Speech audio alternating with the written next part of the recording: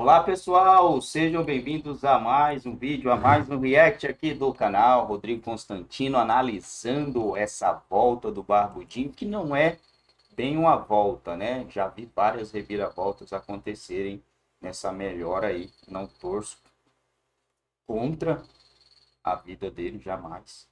Mas torço para que ele saia do cargo e deixe para outra pessoa. E torço também para que ele perca caso ele venha concorrer novamente, né? Isso aí eu deixo bem claro, mas contra a vida de ninguém, é loucura isso aí, né? A gente torce pela saúde, pela melhora e pelo arrependimento, que ele venha se arrepender dos crimes cometidos aí contra a nação brasileira. Sem muita enrola, vamos lá assistir o vídeo, amassa o dedão no like se ainda não é inscrito, botão abaixo escrito inscreva-se e bora pro game. E aí, nesse contexto todo, vem a internação do Lula.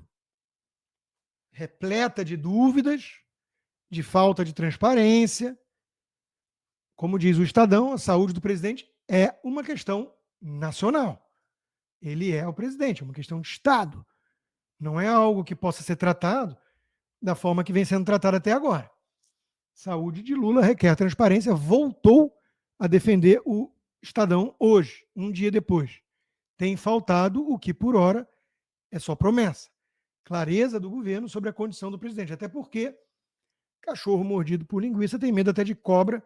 No Brasil, a gente sabe como é que são as coisas. Não é só no Brasil. Joe Biden entrava ali em algumas coletivas de imprensa com alguma substância que, se passarinho tomar ou cheirar, morre. E naquele debate, todo mundo viu o que todo mundo já sabia e que o governo escondia. E a imprensa. O Tancredo Neves foi a mesma coisa. Foi feito um boletim oficial dos médicos, lido ao vivo na televisão, está no meu Twitter, lá no meu X, o resgate disso, que estava quase perfeita a saúde dele, tudo, aquela foto que publicaram também, com edições. Então, de novo, eu já escrevi sobre isso, desejar a morte dos outros é algo tóxico para si mesmo. Eu entendo os argumentos, mas seria bom para o Brasil, é parecido com o argumento do Hélio Schwartzman, muito racional e científico, na Folha de São Paulo desejando a morte do Bolsonaro. Ali podia. Ali não era discurso de ódio. E com a diferença, claro, que o Lula realmente faz muito mal para o Brasil e o Bolsonaro não fazia. Mas, se a gente for por essa linha, entra numa seara meio subjetiva. Eu não gosto dele, eu sei que ele faz mal para o Brasil, então eu posso torcer pelo pior. E isso acaba fazendo mal para a gente. Eu adoraria que o Lula vivesse a ponto de se arrepender de tudo que ele fez. Não tenho essa esperança também, apesar dela ser a última que morre, né? Gostaria de vê-lo preso uma vez mais e tudo. Eu não quero ficar desejando morte de ninguém, não. Mas o primeiro ponto é esse, né? Deve ser muito ruim quando você tem Globo para te enganar, ou enganar os outros, tentar, né? Junto com você, e mortadelas, sindicatos e tudo, mas no frigir dos ovos, quando você fica doente, você vê, né? Que o Brasil está de fato torcendo, não é pela sua recuperação. Janja pediu orações e eu não acho que o Brasil está orando pela pronta recuperação de Lula. Isso deveria servir de alerta, até porque quando as pessoas estão assim se aproximando de um encontro com a morte, ou seja pelo risco, né? De novo, algum lugar de fala, nós temos uma tendência a reprisar o que fizemos até aqui com as nossas vidas, né? Pelo menos pessoas normais, com alguma empatia. Talvez os psicopatas não passem por isso. Eles não têm nenhuma crise de consciência de nada, de nenhum pecado. Eles não acham que precisam melhorar em nada, né? Então, enfim. Mas o fato é que é um assunto de Estado. Envolve bastidores de eleições para 2026 tudo. E o que fica de interesse político disso, para mim, é exatamente essa questão. É a comparação com o Joe Biden. Vai ficando muito claro que o Lula tem uma questão de saúde. Por mais que tenha sido, foi a queda, não tem a ver com outras coisas. Foi normal, um procedimento, não sei o quê, mas ficou 2 dias, 3 dias na UTI. Por mais que seja isso, ele é um quase octogenário que já teve algumas situações que eu achei, de certa forma, engraçado. Isso sim, o canal mais de esquerda que existe, não sei se foi DCM, chamando um médico para comentar a situação. E acho que eles não combinaram antes com o médico, não devia ser um médico movido a mortadela. E ele vira e fala: a situação do Lula gostar tanto de bebida não ajuda, porque afina o sangue. E você olha o chat, as pessoas apavoradas. Quem é esse cara? Golpista! Bolsonarista! Quem disse que o Lula gosta de bebida? Isso já foi há muito tempo. Uhum. Sei. Então, é isso que é relevante nessa história toda. Alckmin entrou no aquecimento ou não, e aí vem um outro ponto. O Lula, ele está no hospital, numa UTI, ele tem que transmitir o comando para o Alckmin, que é o vice dele, escolhido. Ninguém botou uma arma na cabeça dele e disse que tinha que ser o Alckmin. Ou foi mais ou menos assim? É uma aliança instável, nefasta, entre tucanos e petistas, entre globalistas e comunistas, né, para impedir a direita de continuar consertando o Brasil. A gente sabe que foi isso. E que ninguém ali confia em ninguém. Né? Então, a velha imprensa teve que alimentar essa narrativa. Né? O único que sofreu tentativa de assassinato foi Bolsonaro, tá, gente? Mas vamos lá.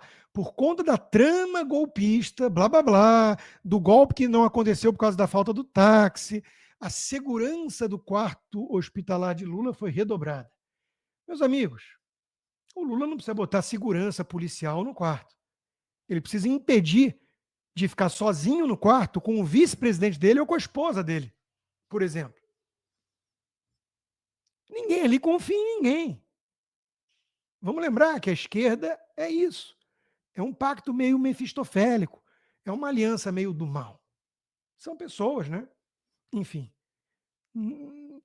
que carecem do instrumento de empatia, via de regra. A gente sabe disso. Né? Então, ali é tudo por poder. São as tramas palacianas que a gente lê em Shakespeare. Ali tem que ter medo da Lady Macbeth. Né? Enfim. Agora, a mídia tratou de forma diferente isso. Né? Saúde de Bolsonaro é de interesse do país, dizia lá o Aires Brito do STF, né? Que não estão cobrando a mesma transparência agora com Lula. Por que será, né? E o mais grave de tudo, por ele não confiar no vice, Lula está trabalhando e sanciona leis digitalmente da UTI, diz o ministro Padilha. Isso é grave. Isso parece coisa de Republiqueta das Bananas. Isso remete ao tio Paulo. Todo mundo tem o direito de fazer a pergunta nesse momento. Quem está no comando? Aliás, virou piadinha, deboche, e foi tema da minha coluna de hoje na Gazeta do Povo, na Lula News.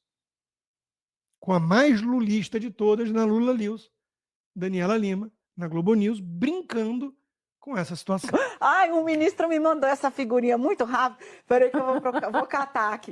Eu tô adorando esse negócio de figurinhas, porque as fontes, elas surpreendem quando elas mostram a situação está sob controle, só não sabemos de quem. Eu amei a figurinha. Muito engraçado, né? Já chamaram isso de empresa de jornalismo no passado. Acreditem se quiser. O deboche, o deslumbre, porque troca figurinhas com ministros e faz questão de falar, né? E claro, a essência do que está sendo dito, o piloto sumiu, aperte os cintos. Quem está no comando? A Janja? Quem é que está no comando dessa porra? Dessa bagaça? Então, meus amigos, o pior é que a gente sabe quem está no comando. E é isso que nos desespera ainda mais. É essa corja toda. Essa corja desse sistema podre e carcomido que tomou as rédeas do Brasil para se vingar de vez e garantir que nunca mais volte a se repetir uma operação bem sucedida de combate à corrupção como a Lava Jato, que a direita nunca mais ouse chegar ao poder, persegue empresários, persegue jornalistas, persegue o próprio Bolsonaro, persegue todo mundo. E para dar habeas corpus, devolver dinheiro, helicóptero, proibir operações policiais e pensar em colocar armas não letais na mão da polícia para proteger os companheiros do crime organizado, que mantém diálogo cabuloso com essa turma. Então, meus amigos, narco-estado. Essa é a definição de um narco-estado. Se isso te assusta, parabéns. A Colômbia, na época do Pablo Escobar, não era brincadeira. O México não é brincadeira. Pode virar também a Venezuela. Eu recomendo que você invista na sua carreira, tá? E eu te recomendo muitíssimo que você pense em fazer um curso de mestrado. Enquanto isso, o Brasil quebrando, uma vez mais, o Barroso garantindo que o Poder Judiciário não tem nada a ver com isso, apesar de lagostas e carros blindados e tudo mais, mas é a justiça mais cara do mundo. E olha que nem é justiça. Gasta 1,6% do PIB. Distribui bilhões em penduricalhos. É ou não é? E a palavra que melhor define a relação entre os poderes hoje é a promiscuidade. Jorge Bessias, né, o famoso despachante que a Dilma ia mandar levar a posse do ministério para o Lula se a polícia batesse na casa dele, né? O Jorge Bessias, parabenizando o ministro Alexandre de Moraes pelo seu aniversário, tem em mim um admirador e parceiro nesse desafio hercúleo de manter o Brasil no eixo da democracia. Eles perderam o pudor. Eles não precisam mais esconder o que eles fazem e o que eles fizeram. Porque eles tomaram o poder, o que é diferente de ganhar a eleição. O próprio aniversariante, uma vez mais, comparando toda a crítica absolutamente legítima à velha imprensa, ao STF golpista, com nazistas e fascistas. Curiosamente, ele não menciona comunistas, a terceira ideologia totalitária, que assolou o século XX. Ele diz que não existe mais, vai ver que é por isso. O nazismo existe, mas o comunismo de Cuba, Nicarágua, Coreia do Norte, China, não. O tema da minha coluna para a Revista Oeste, disponível hoje, e que os meus apoiadores receberam na quarta de manhã, foi justamente isso. Eu peguei um vídeo que eu tive acesso de fontes que estavam no local, de uma palestra do Barroso na Procuradoria-Geral do Estado no Rio de Janeiro, sobre populismo autoritário. E o mais curioso da palestra dele é que ele está falando sem tirar nem pôr do que eles estão fazendo. Cooptando as cortes supremas e não sei o quê. E ele dá de exemplo Nicarágua e Venezuela, que são regimes alinhados e companheiros de Lula, do PT, do Foro de São Paulo, não de Bolsonaro, não da direita. Mas ele dá esses exemplos de tão cara de pau que ele é. E para o Alexandre de Moraes e para o Barroso, grande ameaça à democracia brasileira, que eles estão salvando, junto com o Bessias, com o Lula, é o bolsonarismo. Não o Lula cooptando o Supremo, as Forças Armadas e a mídia. É isso aí, meu povo. Barbudinho reapareceu aí nas redes sociais, fez um vídeo, né? Tomara mesmo que ele esteja bem, que não seja apenas um vídeo aí fake, né? Cara, é difícil desejar o bem, né? Nossa, tô sentindo aqui a dificuldade de você desejar o bem para uma pessoa que você sabe que o intuito dela não é trazer melhorias para o seu próprio povo. Gente, como é difícil. E ainda ele tem a canalice de falar que ele está cuidando do povo. E ele disse que ele está cuidando de milhões de brasileiros. Como que ele está cuidando, sendo que ele está lá? Está cuidando com a picanha nas alturas, a cervejinha nas alturas, tudo alto, tudo caro.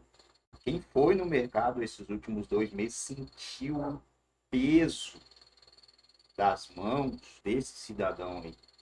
Quem foi no supermercado nesses últimos 2 meses sentiu a mão pesada do Estado. Aumentou tudo, tudo.